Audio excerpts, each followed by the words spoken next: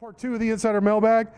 The first question is from Cojones. He wants to know if you were KK Kingsbury and could time travel once, what would be the one thing that you would do different to start out with his era? David Gibbs, defensive coordinator to start out with. You know, I believe if he had been in the 5 years here right now, that defense would be smoking pretty good right now. We wouldn't be having this discussion. That's to me, that's the obvious one. Yeah, I think your defensive coordinator, Wallerstedt, I mean, you had the very dramatic parting of the ways there in the football facility with them at each other. And bottom line is he left in the middle of the season. The recruiting on the defensive side really set you back for years. Gibbs has really, his record was kind of tarnished with the defenses that he led when he came here because of that recruiting. But I would say that, but also I think taking more of a CEO role. I think his willingness or his desire to kind of say, all right, here's the defense and just completely give it over to somebody, even David Gibbs when he first got here, and kind of do his own thing on offense, that was a mistake. To me, he should have been over there checking in on the defense from day one, and that's kind of like Captain Obvious to me, which kind of showed you what we talked about inexperience before on these mailbags. And I mean, to me, that's the one thing I would do is just be more of a CEO. Maybe I know he's a hotshot offensive coordinator and he loved to do that, but in hindsight, I think he should have brought a real offensive coordinator here with him. All right, DH Tech wants to know if you're going to wear orange on Friday, specifically burnt orange, I think. Man, what's the deal with DH? I thought we were good, you know, man, and then he giving me the business like this. Nah, I ain't wearing no burnt orange anytime whatsoever, let alone on game day. So, nah, man, not at all. Yeah, I think this is showing you that he does like you and giving you the business there.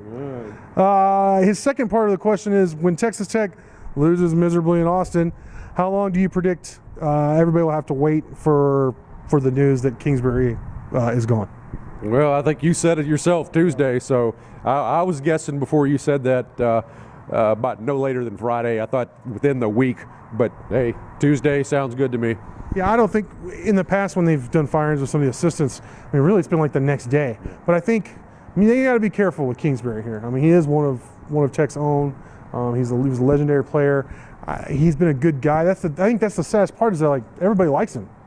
I mean, as a person, I really don't know anybody who's like, oh, I hate that Kingsbury. I don't. I just, I'm sure there's somebody out there, but I haven't met him yet. I've been here 4 years, so, and that includes us. So they want to be careful and probably do this.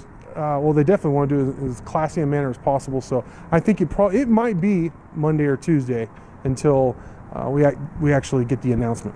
Tornado Watch has a what-if question for you, Mighty Joe. Going into the Texas game, what would Tech's record be this season if Mahomes had opted to come back for his senior season? I'm just going to go ahead and throw out there and say 7-4. I think they'd had 7 wins going in this game. Yeah, I might even be more optimistic than that. I think they would have beaten Oklahoma State probably, and I think they would have beaten West Virginia. I don't think that collapse would have happened. And if that happened, then it's kind of all bets are off. I'd go 8-2, man. That would have made a world of difference, I do believe. Well, there's 11 games. My math is as bad as anybody's. So 8-2. Okay, well, yeah, then in that case, 9-2. 9-2. Okay, so they would have lost to Oklahoma. And they probably TCU. TCU. Yeah, I'm not sure. No, TCU. You put Pat on that team last week. I think you win that game. Yeah, I think it's a very close game, but I think TCU probably still pulls it out. Yeah, well, you're more optimistic than me, so I'd say 7 or 8. You say 9. I mean, I can't. The respect I have for Mahomes, and I really like this defense and what Gibbs has done. So. You still got the problem with kicker and head coach, be honest. To me, the big difference is that West Virginia game. And we have talked about the psychological damage we think that did. Yeah. And if you don't lose that game, then you don't have that, you know. So that's what I'm basing that on, basically. Can't argue that. You make a great point. Oz Raider, this is a good question. He says with the elephant in the room is all the talk about the VIP influential alums and donors and having their short list. He wants to know who some of these people that have these influence are. And it's a really good question. I'm going to tell you, I'm not going to give up my sources and people I've talked to, and I don't want to get in the way of Texas Tech getting future money. That's for sure. Not to say that weren't important enough that would happen, but I don't even want to chance it. You know what I mean? But I will tell you, and I do think it's interesting who some of the bigger donors are that I think hopefully y'all would be able to look some of this up. But at the same time, that's what you have us for to do, right? So here are some guys I think is interesting for you to know as far as people that donate money to Texas Tech. All right, Gary Peterson, who's part owner of the Astros and the Texans. His family's name is on the SPC back behind us here. Obviously, being the lead donor on that facility makes him a big money donor to Texas Tech. That's somebody to know and to reference when your buddies from the other schools are saying, "Who do y'all have?" Throw Gary Peterson. Before I skip over Peterson before I go past him. He gave $1 million. I didn't know this, to the College of Business back in '98. So I mean that was a long time ago. That's how long this guy's been donating to not just the athletic department but your school, and he donates serious money. And you know, I had forgotten this to look him up, but he actually spoke in one of my freshman business classes in '98, so which makes sense. And he made this whole speech about how he was a C student, but that he didn't drop out and he stuck with it, and obviously he made a crap ton of money, yeah. And how much he loves Texas Tech. But yeah, like I said, Dustin Womble, he obviously just donated $10 million to the new basketball practice facility, and he's been a long time booster of Texas Tech basketball. Just you know, a great donor to your athletic department and university. Bart Rager and Rick Dykes. Now I know they get a lot of flack, but they're not on the field, and Rager's not on the field just because of his charming personality. They do support the athletic department a lot. Joe's giving me a look. But no, I'm just saying, I mean, it's the truth. They should be listed amongst influential people who donate money and are a part of the program, because they are. I know some people may not want to celebrate that, but that's the reality of the situation, is they are influential here in Lubbock. All right, Cody Campbell and John Sellers. I mean, young billionaires, young ex-Red Raider football players. Matter of fact, they used to be teammates of Cliff Kingsbury here back in the day. Actually, cup of coffee in the NFL, but then, you know, oil and gas, made billions before 40.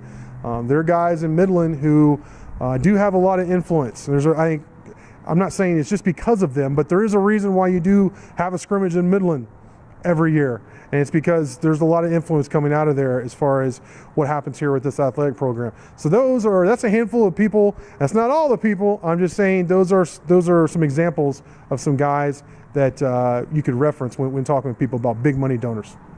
All right, final question is a food question. Your favorite, Mighty Joe. It's from Juice Box. He says, "Do pineapples belong on pizza? If not, what's your favorite pizza topping?"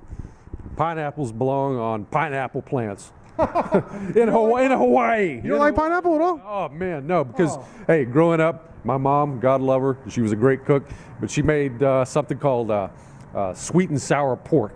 And it was loaded down, it was a Chinese dish, it was loaded down with pineapple, and I hated it, man. It was so bad, I'm still scarred. You know how it is, like maybe when you're young and you get absolutely liquored up and have a terrible hangover with some particular concoction or beverage, and you can't drink it for the rest of your life. That's the way I am with pineapple. So that's the last thing I want on my pizza. All right. So what would be your favorite topping? Actually, salami and garlic.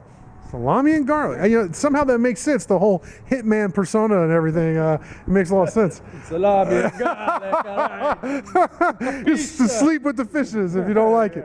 I don't eat pineapple on my pizza. My wife does. She didn't eat pizza a lot, but she likes pepperoni and pineapple. She'll do that. I don't. But my go-to, I like Supreme pizzas with a lot of stuff on it. But really, my go-to for my life has been sausage, onion, and mushroom. And it's been my brother's too. My brother and I used to always get that together. We just kind of, somebody asks us what we want on our pizza, we just look at each other with that knowing look and like wink, like we know what you want. You know, like only one of us would have to speak up. So that's me. That's my go-to. As a matter of fact, I just had one guy's sausage, onion, mushroom. Talked my wife into it like a week or so ago, and they had a deal where the proceeds were going to the fallen officer here. So, but we tore that sausage, onion, mushroom up from one guy's for sure. All right, Mighty Joe, that'll do it. Great stuff from you as always. Thank y'all for watching, and until next time.